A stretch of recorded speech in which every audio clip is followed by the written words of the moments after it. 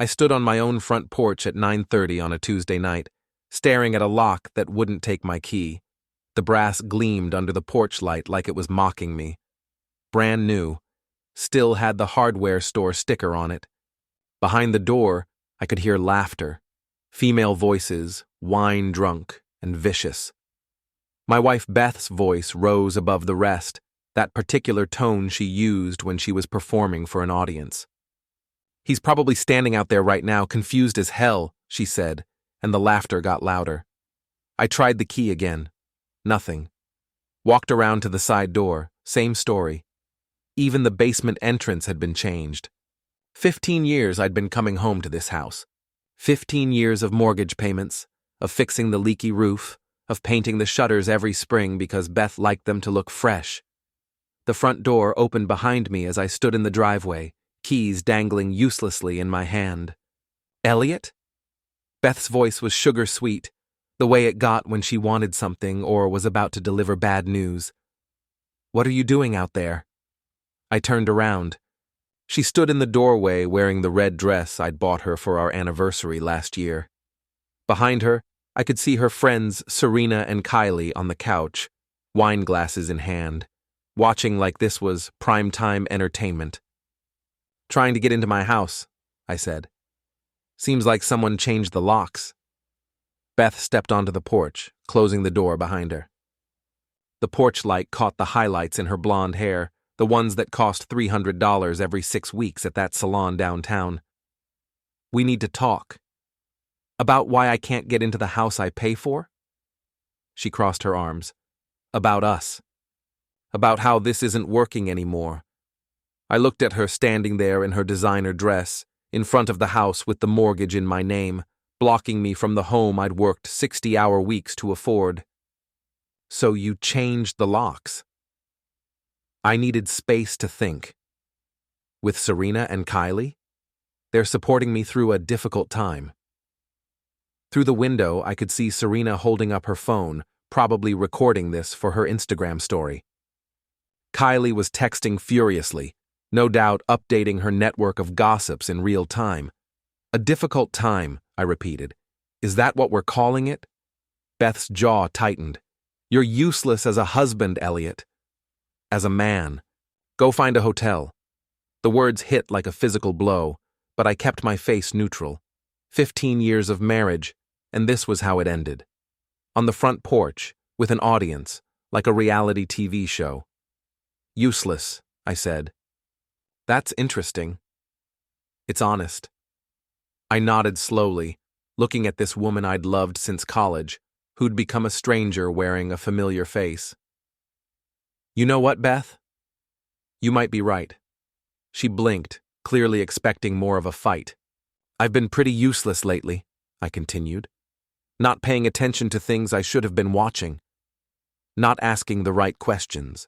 Not being the kind of husband who keeps track of his wife's activities." Something flickered in her eyes. Fear, maybe, or guilt.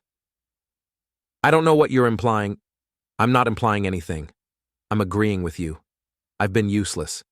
But you know what they say about old dogs and new tricks." A police cruiser turned onto our street, moving slowly. Beth glanced at it nervously.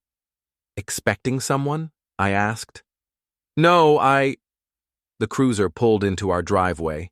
Detective Ray Willard climbed out, a tall man in his 50s with gray hair and tired eyes. He'd been on the force for 25 years, had gone to high school with my older brother. "Evening, folks," he said, touching the brim of his hat. "Everything all right here?" "Fine," Beth said quickly. "Just a domestic discussion." Willard looked at me standing in the driveway with my keys in my hand, then at Beth on the porch. "Locked out, Eliot?" "Seems that way." "That's unfortunate." He glanced at the new locks, then back at Beth. "This is still your legal residence, isn't it?" "Of course it is," I said. "Mortgage is in my name. Has been for 15 years.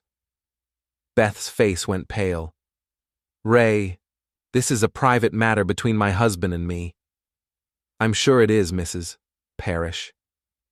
But changing locks on someone's legal residence without proper notice, Well, that can get complicated. He looked at me. You need a ride somewhere tonight? I could have pushed it. Could have made Willard explain to Beth exactly what laws she might be breaking. Could have demanded entry to my own house. But something told me to wait, to watch, to let this play out. That's kind of you, Ray. I think I'll take you up on that. As I walked toward the cruiser, I heard the front door open. Serena's voice carried across the yard. Girl, you didn't tell us he was friends with the cops. I climbed into the passenger seat of the cruiser. As we pulled away, I saw Beth still standing on the porch, no longer looking quite so confident. Where to? Willard asked. The Marriott on Route 9, I guess. We drove in silence for a few minutes before he spoke again. You want to talk about what's really going on here? I looked out the window at the familiar streets of our small Connecticut town, tree-lined and peaceful, the kind of place where everyone knew everyone else's business, or thought they did. Just warming up, Chief, I said. Willard glanced at me. That sounds ominous. Does it? I was going for optimistic.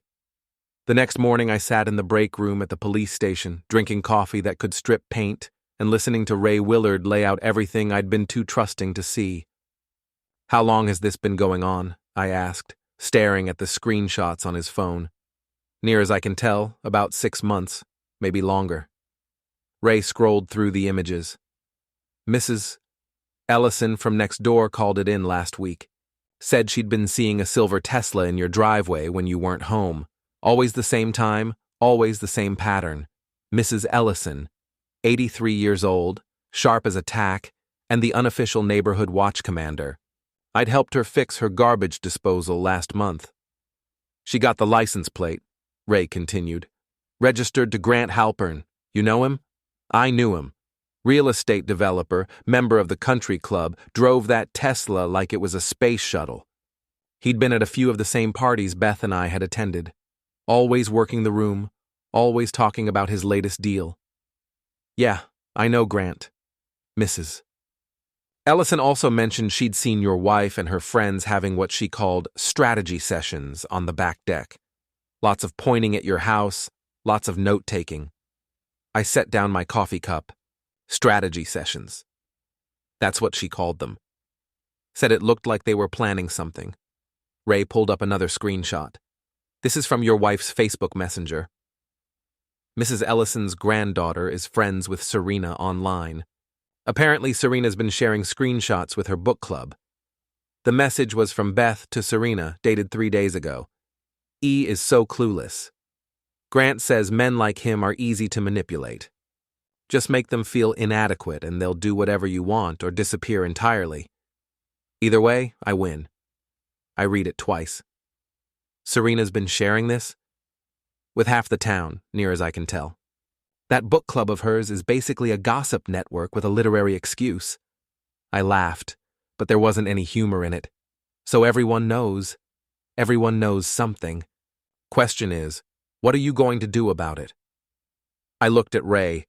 This man who'd known my family for decades, who'd given me rides home when I was too drunk to drive in my 20s, who'd been a guest at my wedding. What would you do? Me? I'd make sure I had all the facts first.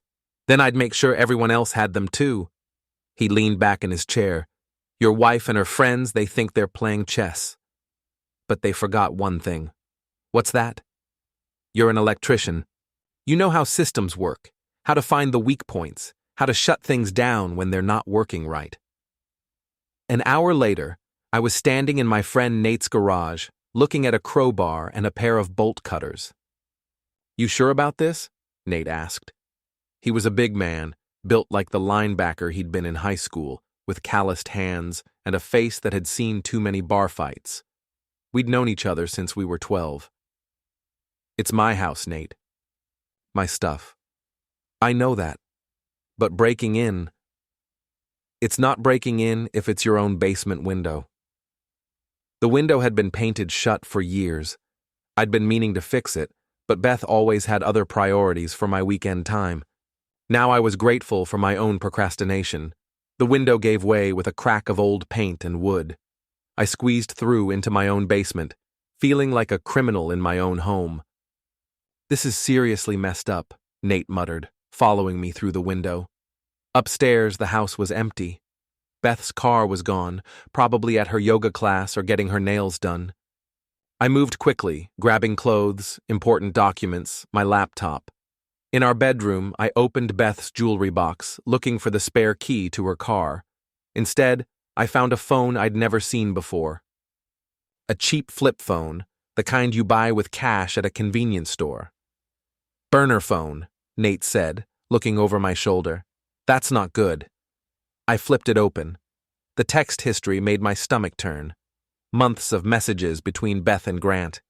Detailed plans for getting me out of the house. Discussions about my inadequacies as a husband. Photos I didn't want to see. But it was the messages about money that really got my attention. Beth had been planning this for a long time. She knew exactly how much I made, how much we had in savings, what the house was worth. She'd been treating our marriage like a business transaction, calculating her exit strategy down to the dollar. "Jesus, Eliot," Nate said, reading over my shoulder. "She's been planning this for months." I scrolled through more messages. Beth complaining about having to pretend to love me. Grant promising to set her up in a condo downtown once I was out of the picture. Serena offering to help spread rumors about my drinking problem and anger issues. "There's no drinking problem," I said. "I know that. You barely touch beer." And I've never raised my voice to her. Not once in 15 years. I know that too. I kept reading. The messages got worse. Beth and Grant had been meeting at our house, in our bed, while I was at work. They'd been laughing about it, taking pictures, treating my life like their personal joke. The last message was from yesterday. "Locks changed. E is out. Come over tonight to celebrate." I closed the phone and put it in my pocket. "What now?" Nate asked. "Now we go to the country club. It's Wednesday. Beth has her tennis lesson at 2. What are you going to do?" I looked around the bedroom that had been mine for 15 years, at the bed where my wife had been entertaining her lover, at the dresser covered with photos of our life together. I'm going to be useful. The Riverside Country Club sat on 50 acres of perfectly manicured lawn overlooking the Connecticut River. I'd never been comfortable there, but Beth loved it. She loved the status, the networking opportunities, the chance to spend time with people who had more money than sense. I found her on court 3, playing tennis with Kylie, while Serena watched from the sidelines, sipping a mojito and scrolling through her phone. Beth looked good. She always looked good. The tennis outfit was new, probably cost more than most people spent on clothes in a month. Her hair was perfect despite the exercise, pulled back in a ponytail that probably took her stylist 20 minutes to achieve. She saw me coming and her face went white. "Eliot? What are you doing here? Thought I'd watch you play. I'm a member too, remember? My name's on the account." Kylie stopped mid-serve. "This is awkward." "Why would it be awkward?" I asked, settling into a chair next to Serena. "I'm just watching my wife play tennis." Serena didn't look up from her phone. "Maybe because you're not supposed to be here." "Says who?" "Says common sense. You two are separated." "Are we?" "Nobody told me that officially. I just know I couldn't get into my house last night." Beth walked over to the net. "Eliot, please, don't make a scene." "I'm not making a scene." I'm sitting quietly, watching tennis. I gestured to the court. "Please, continue." "I'll just observe." For the next 20 minutes, I sat in silence while Beth and Kylie played the worst tennis I'd ever seen. Beth kept looking over at me, missing easy shots. Kylie was too busy whispering to concentrate on the game. When they finished, Beth approached me cautiously. "What do you want?" "To talk to my wife." "Is that allowed?" Serena finally looked up from her phone. "Maybe you should call a lawyer instead." "Maybe I should. Or maybe I should call a few other people first." "Like who?" I pulled out Beth's burner phone. All three women stared at it. Like Grant, maybe. See if he wants to join us for lunch? Beth's face went from white to green. Where did you get that? From your jewelry box. Interesting reading. Kylie grabbed Serena's arm. We should go. No, stay, I said. This concerns all of you. Especially you, Serena. Some of these messages mention you specifically. Serena's mojito glass slipped from her hand and shattered on the concrete. I don't know what you're talking about. Sure you do. You've been sharing screenshots with your book club, remember? Talking about my drinking problem, my anger issues. Funny thing is, I don't drink much, and I've never been angry. But I'm starting to understand why someone might want people to think I was. Beth stepped closer. Eliot, let's discuss this privately. Why? We're all friends here. We're all members of the same club. We all live in the same town. I stood up, still holding the phone. We all know each other's secrets. You're making people uncomfortable, Kylie said. Am I? I'm sorry about that. I'd hate to make anyone uncomfortable in their own country club. I walked over to the bar area, where a small crowd had gathered to watch the drama. Beth followed me, her tennis shoes squeaking on the concrete. Please, she said quietly. Don't do this here. Do what? Have a conversation with my wife? You know what you're doing. I looked at her. This woman I'd loved for half my adult life, who'd been planning my destruction for months while I worked 60-hour weeks to pay for her lifestyle. You're right, I said. I do know what I'm doing. For the first time in months, I know exactly what I'm doing. I handed the phone to the bartender, a young man named Jake, who'd been working at the club for years. Jake, could you do me a favor? Could you read the last text message on this phone out loud? Eliot, no, Beth whispered. Jake looked at the phone, then at Beth, then at me. Sir, I don't think... It's fine, Jake. It's my wife's phone. She won't mind sharing. Jake cleared his throat and read, Locks changed. E is out. Come over tonight to celebrate. The crowd around the bar went silent. I could hear the tennis balls from the other courts, the splash from the pool, the hum of the air conditioning. Thank you, Jake. I took the phone back and looked at Beth. Celebrating what, honey? Beth's eyes filled with tears. Real ones, I thought, but not from sadness, from rage. You bastard, she said. There she is, I said to the crowd. There's my loving wife. I walked away, leaving her standing by the bar with 20 of her closest friends and neighbors staring at her. As I reached the parking lot, I could hear the whispers starting behind me. My phone buzzed. A text from a number I didn't recognize. You just made a big mistake. I typed back, Grant, I presume?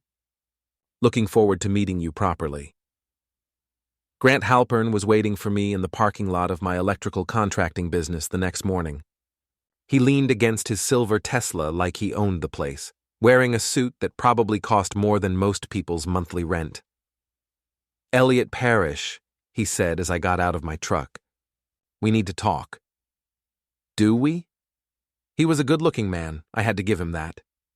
Tall, athletic, with the kind of confident smile that probably worked well in sales meetings and country club bars. The kind of man who'd never had to work with his hands, never had to crawl under a house to fix someone's electrical problems. What you did yesterday was uncalled for. What I did yesterday was have a conversation with my wife. You humiliated her. I looked at him standing there in his $1,000 suit, next to his $100,000 car, talking to me about humiliation. Did I? How so? You know how. Actually, I don't. I showed up at a country club where I'm a member, watched my wife play tennis, and had a brief conversation. If she felt humiliated, maybe she should examine why. Grant stepped closer. He had a few inches on me, but I'd been working construction for 20 years. I wasn't intimidated. Look, I get it. You're upset. Your marriage is over, and that's hard to accept. But taking it out on Beth isn't going to change anything. My marriage is over? Come on, man. You had to see this coming. I tilted my head, studying him. Actually, I didn't. I thought my wife loved me. I thought we were happy. I thought when she said, for better or worse, she meant it. People change. People grow apart.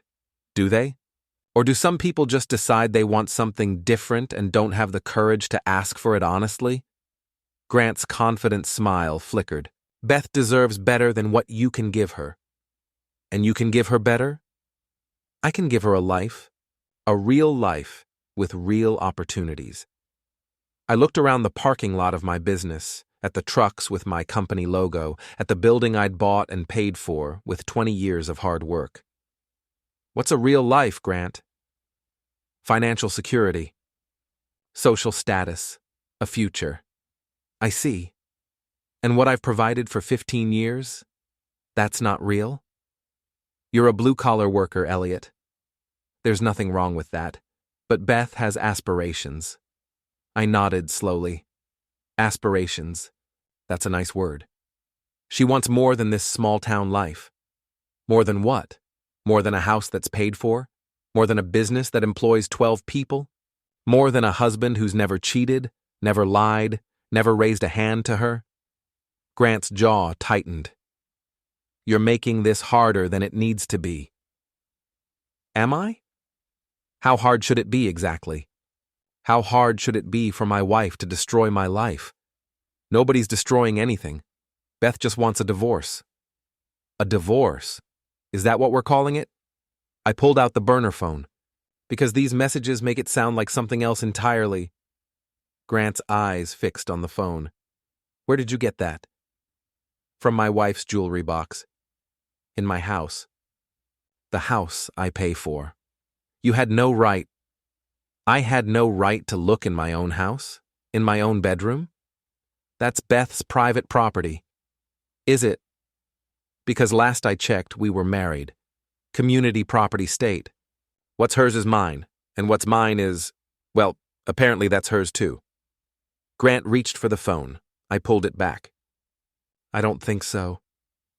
Give me that phone, Eliot. Or what? He stepped closer, close enough that I could smell his expensive cologne. Or you'll regret it. I looked at this man who'd been sleeping with my wife in my bed, who'd been planning my destruction for months, who was now threatening me in my own parking lot. Grant, I said quietly, I already regret it. I regret trusting my wife. I regret not paying attention. I regret 15 years of working my ass off for someone who was planning to throw me away like garbage. That's not... But you know what I don't regret? I don't regret finding out the truth, and I don't regret what I'm going to do about it. Grant's face went pale. What's that supposed to mean? It means you and Beth made one critical error in your planning. Which is... I smiled for the first time in 2 days. You assumed I was as weak as you are. Before Grant could respond, my foreman Mike pulled into the parking lot with 2 of my crew. 3 big men in work clothes, getting out of trucks with toolboxes and 20 years of construction experience between them. Morning, boss, Mike called out. Everything all right? I looked at Grant in his expensive suit, suddenly outnumbered and out of place. Everything's fine, Mike. Mr. Halpern was just leaving. Grant looked at Mike and the crew, then back at me. This isn't over. You're right, I said. It's not. As Grant drove away, Mike walked over. Friend of yours? Not exactly. Want to talk about it? I looked at Mike, who'd worked for me for 8 years, who'd helped me build this business from nothing, who'd been to my house for barbecues and Christmas parties. Beth and I are getting divorced. Mike nodded. Figured something was up when you didn't go home last night. You need anything? Yeah. I need you to change the locks on this building, and I need you to call our lawyer. And I need you to help me with a project. What kind of project? I pulled out the burner phone and scrolled through the messages. The kind that involves making sure everyone in town knows exactly what kind of people they're dealing with. Mike grinned. Now you're talking my language. The plan came together over the next week, like a well-wired electrical system. Every connection had a purpose, every circuit had a backup, and every switch was designed to flip at exactly the right moment. First, I called my lawyer. Then, I called my accountant. Then, I called my bank. Turned out, when you're the sole breadwinner in a marriage and your name is on all the accounts, you have more power than you think, especially when your wife has been stupid enough to document her adultery and her plans to defraud you in writing. Beth's credit cards were canceled by Wednesday. Her access to our joint accounts was frozen by Thursday. By Friday, she was calling me every hour, leaving increasingly desperate voicemails. Eliot, this is ridiculous. I can't buy groceries. I can't put gas in my car. Call me back. Eliot, my lawyer says you can't do this. You're violating our marriage contract. This is financial abuse. Eliot, please. We can work this out. We don't have to make this ugly. I didn't call her back. Instead, I called Mrs. Ellison. Eliot, dear, she said when she answered the phone. How are you holding up? I'm fine, Mrs. Ellison. I wanted to thank you for looking out for me. Oh, honey, I'm so sorry this happened. I should have said something sooner. You said something at exactly the right time. I was wondering if I could ask you for one more favor. Of course. I'm having a little gathering at the house this Saturday. Nothing fancy, just some friends and neighbors. I was hoping you could spread the word. What kind of gathering? Let's call it a truth-telling session. Mrs. Ellison was quiet for a moment. Then she chuckled. Oh, Eliot, this is going to be interesting. I hope so. Saturday arrived gray and overcast, perfect weather for what I had planned. I'd been staying at the Marriott all week, but I still had my key to the basement door. Beth hadn't thought to change that lock. I let myself in at noon. The house was empty, but it looked like a tornado had hit it. Dishes in the sink, clothes everywhere, empty wine bottles on the counter. Beth had never been good at taking care of herself. I cleaned up, opened all the windows, and started setting up. By 2 o'clock, people were arriving. Mrs. Ellison came first, bringing homemade cookies and a thermos of coffee. Mike and his wife showed up next, followed by several of my employees and their families. Ray Willard came in his civilian clothes, bringing his wife and teenage daughter. More people kept coming. Neighbors, friends, people I'd done electrical work for over the years. By 3 o'clock, there were 40 people in my house and yard. Beth arrived at 3:30. She pulled into the driveway in her BMW, probably expecting to find the house empty. Instead, she found a party in full swing, with her husband holding court on the back deck. I watched her get out of the car, confusion and anger warring on her face. She was dressed for confrontation in a black dress that was too tight and heels that were too high. Behind her, Grant climbed out of his Tesla, looking like he'd rather be anywhere else. What the hell is this? Beth demanded, pushing through the crowd to reach me. It's a party, I said. I thought it was time to bring everyone together. You can't just invite people to my house. Our house. And actually I can. My name's on the deed. Grant appeared at Beth's shoulder, trying to look confident, but failing. Eliot, this is harassment. Is it? I'm having friends over to my own house. How is that harassment? The crowd had gone quiet, everyone watching the drama unfold. I could see phones being pulled out, cameras being activated. In the age of social media, everything was recorded. You want to know why I invited everyone here? I asked, loud enough for the whole crowd to hear. I wanted to tell you all a story. A story about trust and betrayal and what happens when people think they're smarter than they actually are. Eliot, don't, Beth said. It's a story about a man who worked his whole adult life to build something. A business, a home, a marriage. A man who trusted his wife, who believed her when she said she loved him, who never questioned why she needed so much space, so much freedom, so many girls' nights out. I pulled out the burner phone. It's also a story about a woman who decided that love wasn't enough. who decided that 15 years of marriage could be thrown away for something newer, something more exciting. Something with a silver Tesla and a condo downtown. Beth lunged for the phone. "Give me that." I held it out of reach. "It's evidence, Beth." Evidence of adultery, evidence of fraud, evidence of conspiracy to commit financial crimes. You never what? Never planned to take half of everything I've worked for while cheating on me with Grant? Never laughed about how stupid and trusting I was? Never took pictures in our bed with your lover? The crowd was dead silent now. Even the kids had stopped playing. I started reading from the phone. Message from Beth to Grant, dated 6 weeks ago. "He is so pathetic. He actually thinks I love him. This is going to be easier than we thought." Beth's face crumpled. Stop. Message from Grant to Beth. "Once we get him out of the house, we can sell it and split the money. He'll never see it coming." "That's enough," Grant shouted. "Is it?" "Because there's more. Much more. Messages about how you were going to claim I was abusive. How you were going to say I had a drinking problem. How you were going to destroy my reputation so no one would believe me when I told the truth." I looked around at the crowd, at all these people who'd known me for years, who'd seen me at my best and worst, who knew exactly what kind of man I was. "The funny thing is," I continued, "you were right about one thing. I was pathetic. I was trusting and naive and completely blind to what was happening in my own house. But you made one mistake." "What's that?" Grant asked. "You assumed that pathetic meant powerless."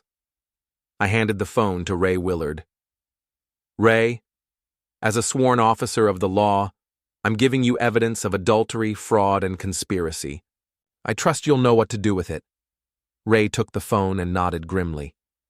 "I'll make sure it gets to the right people." Beth was crying now, mascara running down her cheeks. "Eliot, please. We can work this out. We can go to counseling. We can fix this."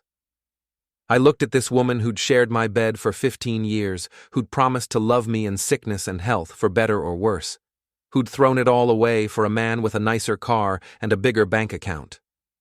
"Beth," I said quietly, "there's nothing left to fix. You broke it. You broke us. And now everyone knows exactly who you really are." Grant grabbed Beth's arm.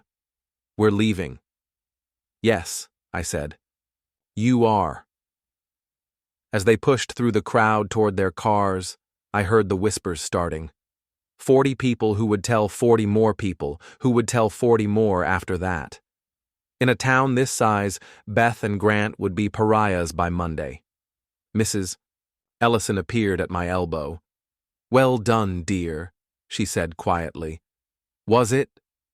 "Oh, yes. Sometimes the truth is the best revenge of all. I watched Beth and Grant drive away, probably forever. My marriage was over, my wife was gone, and my life as I'd known it was finished. But for the first time in months, I felt free. Free. Free. Free. Free.